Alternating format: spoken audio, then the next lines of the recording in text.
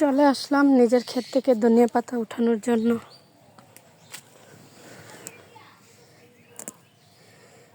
নিজে লাগিয়েছি, সবকিছু অনেক সুন্দর। ধনিয়া পাতাগুলো অনেক বড় সাইজ হয়েছে, এখনই খাওয়ার পর্যাপ্ত সময়। এর থেকে একটু বেশি বড় হয়ে গেলে তখন আর ভালো লাগবে না।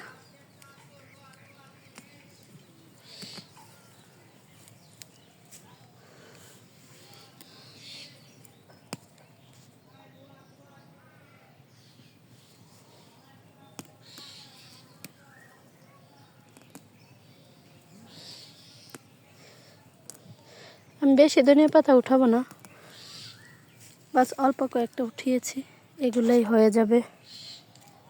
আর এখানে উঠাবো পালং শাক। পালং শাকগুলো অনেক সুন্দর দেখতে, কত সুন্দর লাগতেছে। এগুলো এখন উঠাবো। অল্প কয়েকটাই পালং শাক উঠিয়েছি।